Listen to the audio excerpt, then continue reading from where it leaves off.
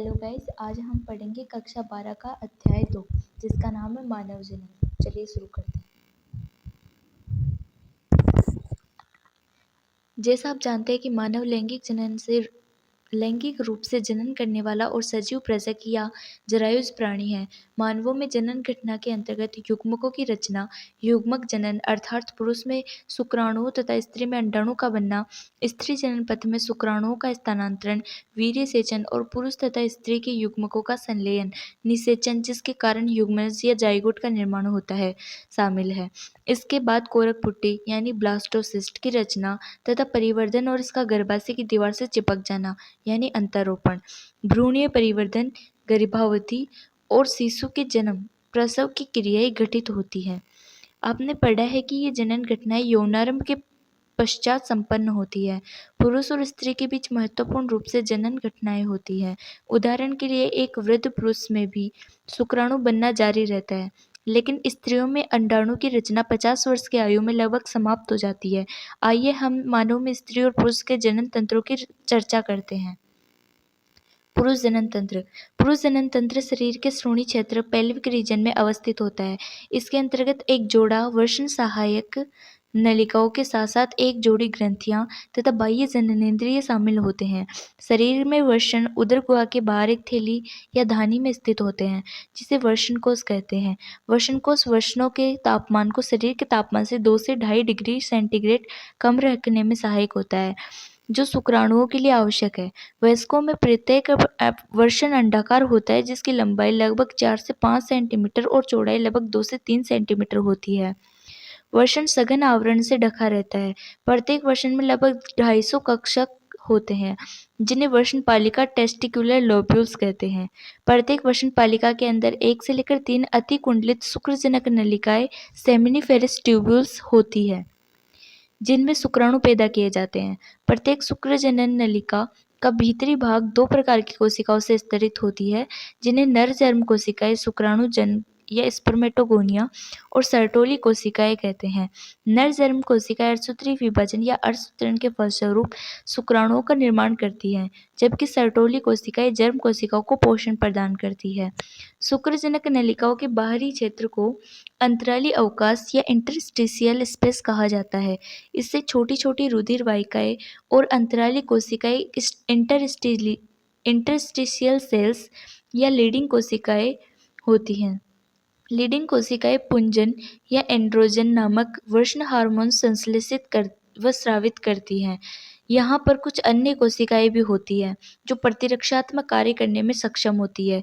पुरुष लिंग सहायक नलिकाओं के अंतर्गत वर्षण जालिकाएं, रेटेटेस्टिस, शुक्रवाहिकाएं, वास एफ्रेंसिया, अधिवर्षण यानी एपिडाइडिमिस तथा शुक्रवाहक यानी वास डेफरेंस होते हैं। वर्षण की शुक्रजनक नलिकाएं वर्षण नलिकाओं के माध्यम से शुक्रवाहिकाओं में खुलती है। यह शुक्रवाहिका वर्षण से चलकर अधिवर्षण में खुलती है, जो प्रत्येक वर्षण के पश्च सतह पर स्थित होती है। यह अधिवर्षण शुक्रवाहक की ओर बढ़ते हुए उदर की ओर ऊपर जाती है और मूत्राशय के ऊपर की ओर लूप बनाती है। इससे शुक्राशय से एक वाहिनी आती है और मूत्र मार्ग में स्खलनीय वाहिनी के रूप में खुलती है। ये नलिकाएं वर्षण से प्राप्त शुक्राणुओं का भंडारण तथा मूत्र मार्ग से इनका बाहर स्थानांतरण करती है। मूत्रमार्ग मूत्राशय से निकलकर पुरुष के शिश्न यानी पेनिस के माध्यम से गुजरता हुआ बाहर की ओर एक छिद्र के रूप में खुलता है, जिसे मूत्राशय मुख यूरेथ्रल मिएटस कहते हैं। शिश्न पुरुष की बाहरी जननेंद्रिय है। यह विशेष प्रकार के उत्तकों का बना होता है, जो शिश्न के उद्घर्षण या उत्थान यानी इरेक्शन में सहायता प्रदान करता है। वीर्य सेचन को सुगम बनाता है। शिश्न का अंतिम वर्धित भाग शिश्न मुंड या ग्लास पेनिस कहलाता है, जो एक ढीली त्वचा से ढका होता है, जिसे अग्रछद या फोर स्किन कहते हैं।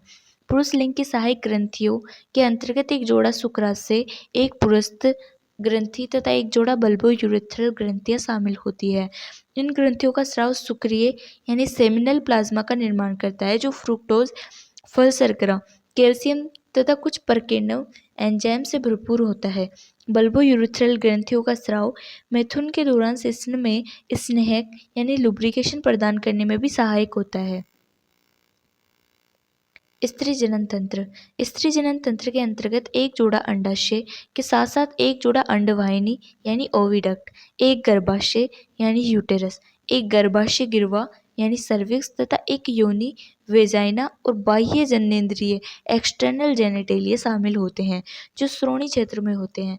जनन तंत्र के सभी अंग एक जोड़ा स्तन ग्रंथियों मेमरी ग्लैंड के साथ संरचनात्मक तथा क्रियात्मक रूप से संयोजित होते हैं,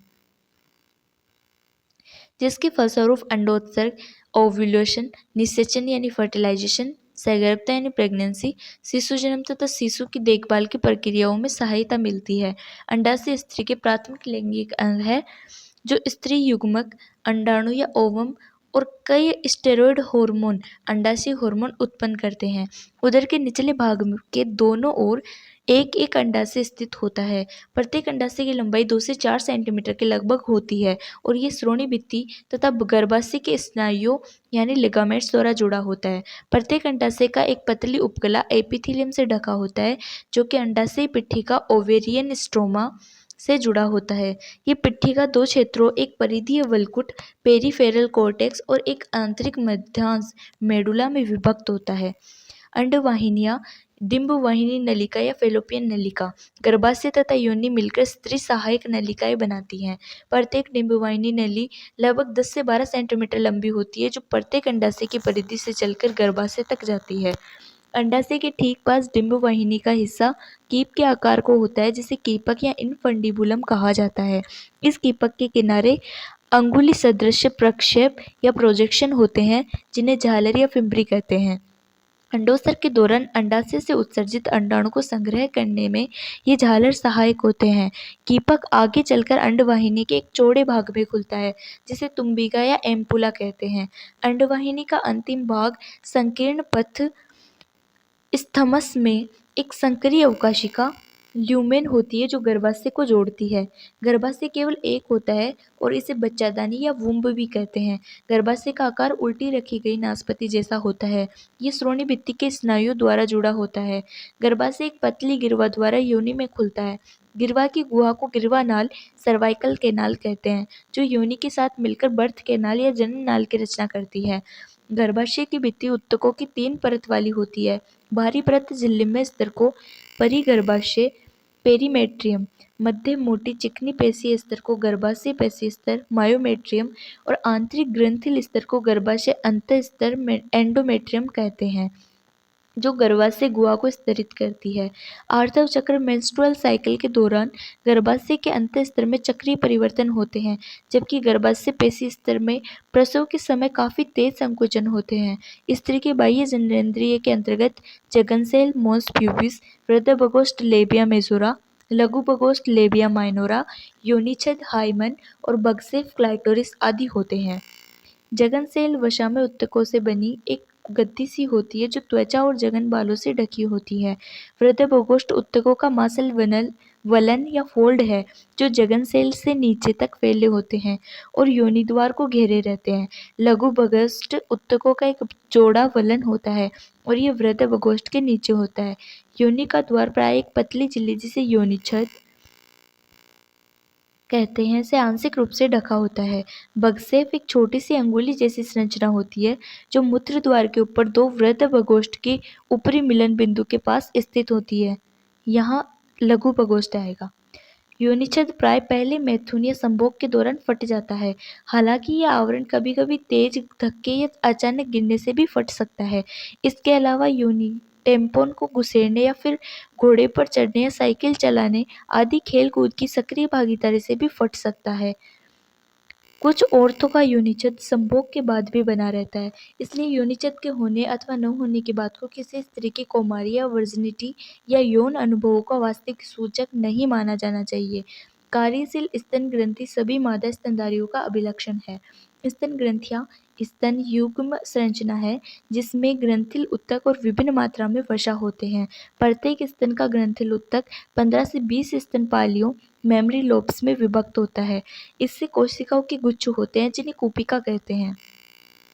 कूपिकाओं की कोशिकाओं से दुग्ध स्रावित होता है और जो कूपिकाओं की गुहिकाओं अवकाशिकाओं में एकत्र होता है। कूपिकाएं स्तन नलिकाओं में खुलती है। प्रत्येक पाली की नलिकाएं मिलकर स्तन वाहिनी या मेमरी डक्ट्स का निर्माण करती है।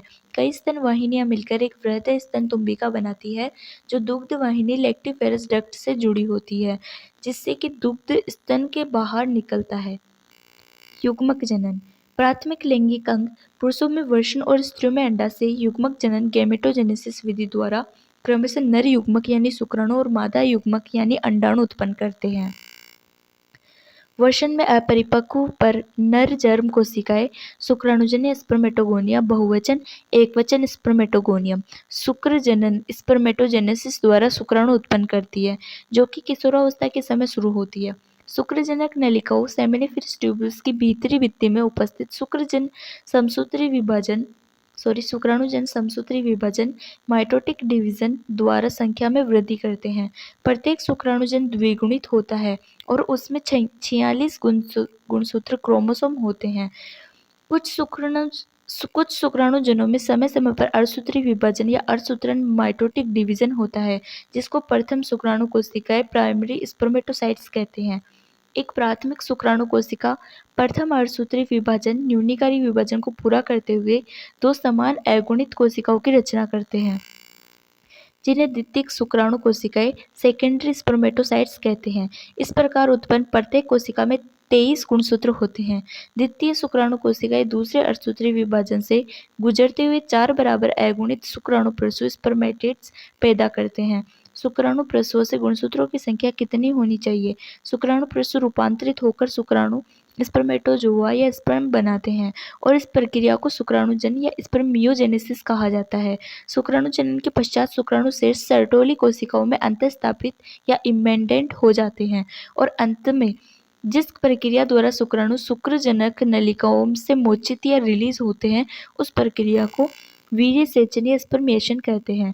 शुक्रजनन प्रक्रिया किशोरावस्था या यौनारंभ से होने लगती है, क्योंकि इस दौरान गोनेडोट्रोपिन रिलीजिंग हार्मोन GnRH के स्रवण में काफ़ी वृद्धि हो जाती है। आपको याद होगा कि यह अधश्चतक या हाइपोथैलेमिक हार्मोन है। गोनेडोट्रोपिन रिलीजिंग हार्मोन के स्तर में वृद्धि के कारण यह अग्रपीयूष ग्रंथि एंटीरियर पिट्यूटरी ग्लैंड पर कार्य करता है तथा दो गोनेडोट्रोपिन हार्मोन पित्त पिंडकर या ल्यूटिनाइजिंग हार्मोन जिसे LH कहते हैं और पुट्टिकोद्दीपक hormone follicle stimulating hormone FSH के स्रवण को उद्दीपित करता है। LH लीडिंग कोशिकाओं पर कार्य करता है और पुंजनों या एंड्रोजेंस के संश्लेषण और स्रवण को उद्दीपित करता है। इसके बदले में पुंजन शुक्राणु जनन की प्रक्रिया को उद्दीपित करता है। FSH सर्टोली कोशिकाओं पर कार्य करता है और कुछ घटकों के स्रवण को उद्दीपित करता है, जो शुक्राणु जनन की प्रक्रिया में सहायता करते हैं। आइए हम एक शुक्राणु की संरचना की जांच करें। यह एक सूक्ष्मदर्शी संरचना है जो एक शीर्ष हेड, गिरवा नेक, एक मध्यखंड मिडिल पीस और एक पूंछ टेल की बनी होती है। एक प्लाज्मा झिल्ली शुक्राणु की पूरी काया या बॉडी को आवृत किए रहती है। शुक्राणु के शीर्ष में एक दीर्घीकृत या एलोंगेटेड अगुणित केंद्रक हैप्लॉइड न्यूक्लियस होता है तथा इसका अग्रभाग एक टोपीनुमा संरचना से आवृत होता है, जिसे अग्रपिंडक या एक्रोसोम कहते हैं। ये अग्रपिंडक उन प्रकीर्णों एंजाइम्स से भरा होता है जो अंडाणु के निषेचन में मदद करते हैं। शुक्राणु के मध्य खंड में असंख्य सूत्रकणिकाएं या माइटोकॉन्ड्रिया होती है, जो पूंछ को गति प्रदान करने के लिए ऊर्जा उत्पन्न करती है, जिसके कारण शुक्राणु को निषेचन करने के लिए आवश्यक गतिशीलता प्रदान करना सुगम बनाता है। मैथुन क्रिया के दौरान पुरुष 20 से 30 करोड़ शुक्राणु स्खलित करता है। सामान्य उर्वरता या अबंधता से लगभग 60% शुक्राणु निश्चित रूप से सामान्य आकार और आकृति वाले होने चाहिए। इनमें से कम 40% आवश्यक रूप से सामान्य जनन क्षमता के लिए तीव्र गतिशीलता प्रदर्शित करते हैं। शुक्रजनक नलिकाओं में मोचित या रिलीज्ड शुक्राणु सहायक नलिकाओं द्वारा वाहित ट्रांसपोर्टेड होते हैं। शुक्राणुओं की परिपक्वता एवं गतिशीलता के लिए अधिवर्षण शुक्रवाहक शुक्राशय तथा पुरस्थ ग्रंथियों का स्रवण भी आवश्यक है। शुक्राणुओं के साथ साथ शुक्राणु प्लाज्मा मिलकर वीर्य या सीमेन बनाते हैं। पुरुष की सहायक नलिकाओं और ग्रंथियों के कार्य को वर्षण हार्मोन एंडोजेंस बनाए रखता है।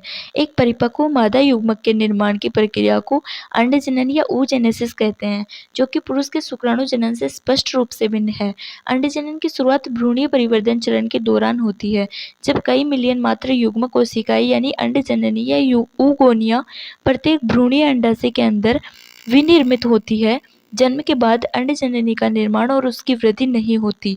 इन कोशिकाओं में विभाजन शुरू हो जाता है और अर्धसूत्री विभाजन की पूर्वावस्था प्रोफेज फर्स्ट में प्रविष्ट होती है और इस अवस्था में स्थायी तौर पर अवरुद्ध रहती है। इन्हें प्राथमिक अंडक या प्राइमरी oocyte कहते हैं। उसके बाद प्रत्येक प्राथमिक अंडक कणिका में कोशिकाओं ग्रेनुलोसा सेल्स की परत से आवृत होती है और इन्हें प्राथमिक पुटक प्राइमरी फोलिकल्स कहा जाता है। एक प्रक्रिया द्वारा इन पुटकों की भारी मात्रा में जन्म से यौनारंभ तक ह्रास होता है। इसलिए यौनारंभ के समय प्रत्येक अंडाशय में केवल 60,000 से 80,000 प्राथमिक पुटक ही शेष बचते हैं। ये प्राथमिक पुटक कणिकामय कोशिकाओं और अधिक परतों से आवृत हो जाते हैं तथा एक और नए प्रवारक थिकल स्तर से गिर जाते हैं, जिसे द्वितीयक पुटक कहते हैं। ये द्वितीयक पुटक जल्द ही एक तृतीय पुटक में परिवर्तित हो जाता है, जिसकी तरल से भरी गुहा को गह्वर एंट्रम कहा जाता है। यह इसका एक विशिष्ट लक्षण है। प्रवारक स्तर थीका लेयर अंतर प्रवारक थीका इंटरना और बाह्य प्रवारक थीका एक्सटर्ना में घटित होता है। इस समय आपका ध्यान इस ओर खींचना महत्वपूर्ण होगा कि तृतीय पुटक के भीतर प्राथमिक अंडक के आकार में वृद्धि होती है और इसका पहला अर्धसूत्री विभाजन पूरा होता है। यह एक असमान विभाजन है जिसके फलस्वरूप वृत्त अणु अगुणित द्वितीयक अंडक तथा एक लघु प्रथम ध्रुवीय पिंड की रचना होती है। द्वितीयक अंडक प्राथमिक अंडक के पोषक से भरपूर कोशिका द्रव्य या साइटोप्लाज्म की मात्रा को संचित रखती है। क्या आप इसके किसी लाभ के बारे में सोच सकते हैं? क्या पहले अर्धसूत्री विभाजन से उत्पन्न प्रथम ध्रुवीय पिंड में और अधिक विभाजन होता है या इससे ह्रास हो जाता है? वर्तमान में हम इसके बारे में सुनिश्चित रूप से बहुत कुछ नहीं कह सकते। तृतीय पुटक आगे चलकर परिपक्व पुटक या ग्राफी पुटक या ग्रेफियन फोलिकल में परिवर्तित हो जाता है। द्वितीयक अंडक अपने चारों ओर एक नई झिल्ली का निर्माण करता है, जिसे पारदर्शी अंडावरण जोना पेलिसुडा कहते हैं। अब ग्राफी पुटक फटकर द्वितीयक अंडक को अंडाशय से मोचित करता है। इस प्रक्रिया को अंडोत्सर्ग या ओव्यूलेशन कहा जाता है। क्या आप शुक्रजनन और अंडजनन के बीच प्रमुख अंतरों को पहचान कर सकते हैं? यहाँ पर शुक्रजनन और अंडजनन के बारे में नीचे एक आरेखीय प्रस्तुति दी गई है, जो आप देख सकते हैं। आर्तव चक्र मादा प्राइमेटो यानी बंदर, कपी एवं मनुष्य आदि में होने वाले जनन चक्र को आर्तव चक्र या मेंस्ट्रुअल साइकिल या सामान्य जनों की भाषा में मासिक धर्म या माहवारी कहते हैं। प्रथम ऋतुस्राव या रजोधर्म मेंस्ट्रुएशन की शुरुआत यौनारंभ पर शुरू हो जाती है, जिसे रजोदर्शन या मेनार्के कहते हैं। स्त्रियों में यह आर्तव चक्र प्राय 28 से 29 दिन की अवधि के बाद दोहराया जाता है। इसलिए एक रजोधर्म से दूसरे रजोधर्म के बीच की घटना चक्र को आर्तव चक्र या मेंस्ट्रुअल साइकिल कहा जाता है। प्रत्येक आर्तव चक्र के मध्य एक अंडाणु उत्सर्जित किया जाता है या अंडोत्सर्ग होता है। आर्तव चक्र की प्रमुख घटनाओं को चित्र 2.9 में दर्शाया गया है। आर्तव चक्र की शुरुआत आर्तव प्रावस्था में होती है, जबकि रक्तस्राव होने लगता है। यह रक्तस्राव 3 से 5 दिन तक जारी रहता है। गर्भाशय से इस रक्तस्राव का कारण गर्भाशय की अंतःस्तर परत और उसकी रक्त वाहिनियों के नष्ट होना है, जो एक तरल का रूप धारण करता है और योनि से बाहर निकलता है। रजोधर्म तभी आता है जब मोचित अंडाणु निषेचित नहीं हुआ हो। रजोधर्म की अनुपस्थिति गर्भधारण का संकेत है, यद्यपि इसके अन्य कारण जैसे तनाव, निर्बल स्वास्थ्य आदि भी हो सकते हैं। आर्तव प्रावस्था के बाद पुटकीय प्रावस्था आती है।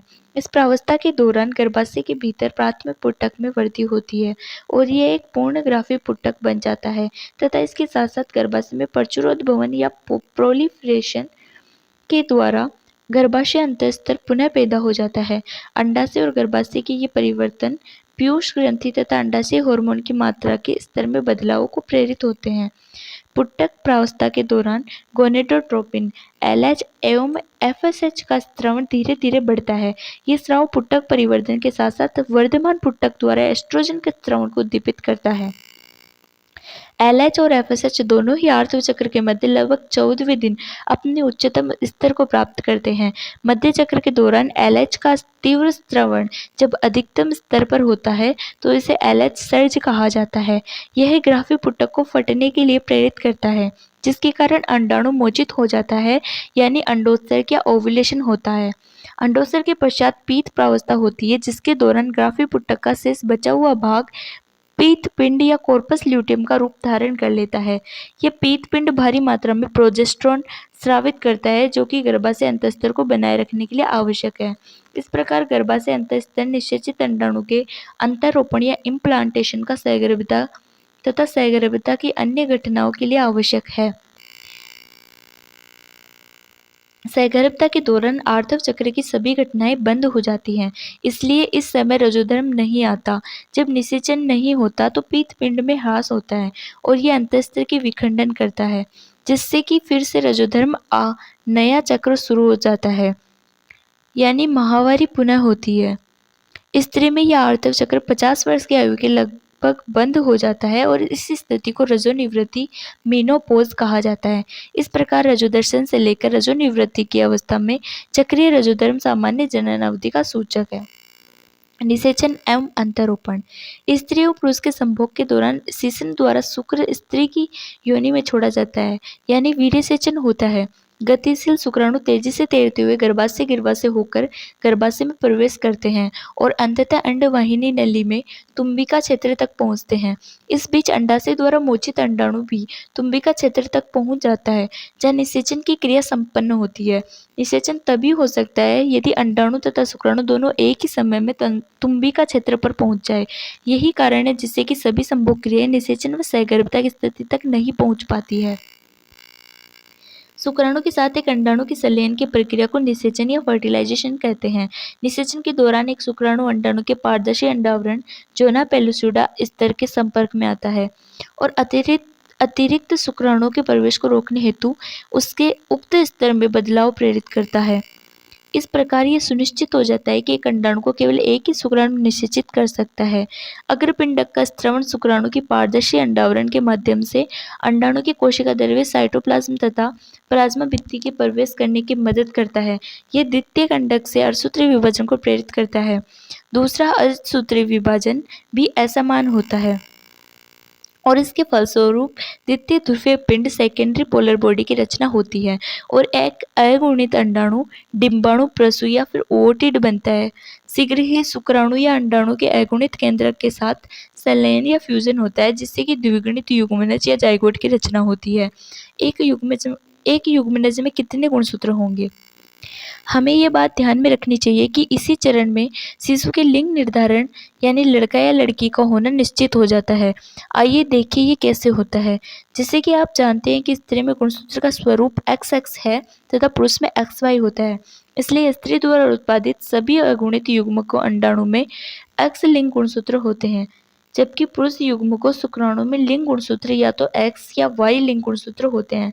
इसलिए 50% शुक्राणु में X लिंग गुणसूत्र होते हैं और दूसरे 50% शुक्राणुओं में Y लिंग गुणसूत्र होते हैं।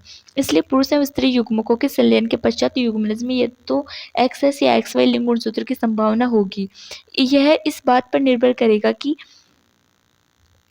X या Y लिंग गुणसूत्र वाले शुक्राणु में कौन सा अंडाणु का निषेचन करता है। जिस युग्मनज में XS गुणसूत्र होंगे वह एक मादा शिशु या लड़की के रूप में, जबकि XY गुणसूत्र वाला युग्मनज नर शिशु या लड़की के रूप में विकसित होगा। आप गुणसूत्र प्रतिमानों के बारे में और अधिक विस्तार से जानकारी अध्याय 4 में सीख सकेंगे।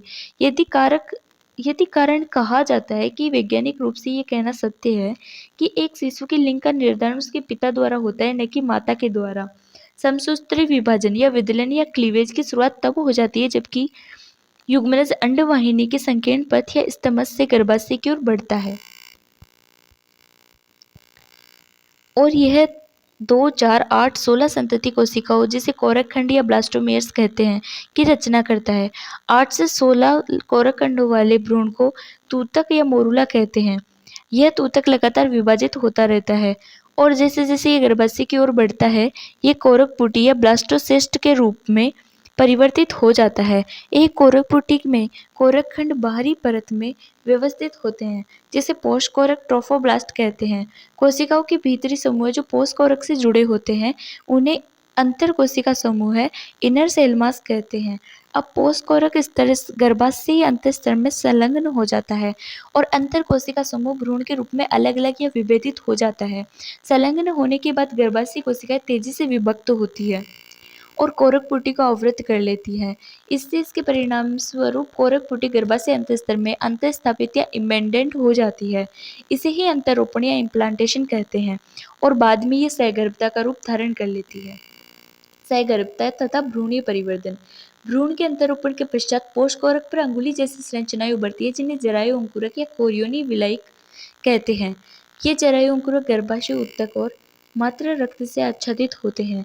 जरायु अंकुरक और गर्भाशय ऊतक एक दूसरे के साथ अंतरांगुलीबद्ध इंटरडिजिटेटेड हो जाते हैं तथा संयुक्त रूप से परिवर्धन भ्रूण, गर्भ और मातृ शरीर के साथ एक संरचनात्मक एवं क्रियात्मक इकाई को गठित करते हैं, जिसे अपरा या प्लेसेंटा कहा जाता है। अपरा भ्रूण को ऑक्सीजन तथा पोषण की आपूर्ति एवं कार्बन डाइऑक्साइड तथा भ्रूण द्वारा उत्पन्न उत्सर्जी एक्सक्रीटरी अवशिष्ट पदार्थों को बाहर निकालने का कार्य करता है। यह अपरा एक नाभि रज्जु अम्बिलिकल कॉर्ड द्वारा भ्रूण से जुड़ा होता है, जो भ्रूण तक के सभी आवश्यक पदार्थों को अंदर लाने तथा बाहर ले जाने के कार्य में मदद करता है। अपरा अंतःस्रावी ऊतकों का कार्य भी करता है और अनेक हार्मोन जैसे कि मानव जरायु gonadotropin, human chorionic gonadotropin, HCG, मानव अपरा lactogen, human placental lactogen, LPG, HPL, oestrogen, progesterone आदि उत्पादित करता है। सहगर्भता के उत्तरार्ध की अवधि में अंडाशय द्वारा रिलैक्सिन नामक एक हार्मोन भी स्रावित किया जाता है। हमें ये याद रखना चाहिए कि HCG, HPL और रिलैक्सिन स्त्री में केवल सहगर्भता की स्थिति में ही उत्पादित होते हैं। इसके अलावा दूसरे हार्मोन जैसे estrogen, progesterone, cortisol, prolactin, thyroxine आदि की भी मात्रा सहगर्भता के दौरान माता के रक्त में कई गुना बढ़ जाती है। इन हार्मोनों के उत्पादन में बढ़ोतरी होनी भी भ्रूण वृद्धि, माता की उपापचयी क्रियाओं में परिवर्तनों तथा सहगर्भता को बनाए रखने के लिए आवश्यक होता है। अंतरोपण के तुरंत बाद अंतर कोशिका समूह भ्रूण बाह्य त्वचा एक्टोडर्म नामक एक बाहरी स्तर और अंतर त्वचा एंडोडर्म नामक एक भीतरी स्तर से विभेदित हो जाता है। इस बाह्य त्वचा और अंतर त्वचा के बीच जल्द ही मध्य स्तर मेसोडर्म प्रकट होता है। ये तीनों ही स्तर वयस्कों में सभी ऊतकों या अंगों का निर्माण करते हैं। यहाँ तक उल्लेख करना आवश्यक है कि इस अंतर कोशिका समूह में कुछ निश्चित तरह की कोशिकाएं, जिन्हें स्टेम कोशिकाएं या स्टेम सेल्स कहते हैं, समाहित रहती है, जिनमें यह क्षमता होती है कि वे सभी अंगों एवं ऊतकों को उत्पन्न कर सकती है। सहगर्भता के विभिन्न महीनों में भ्रूण परिवर्धन के प्रमुख लक्षण क्या होते हैं? मानव में सहगर्भता की अवधि 9 महीने की होती है।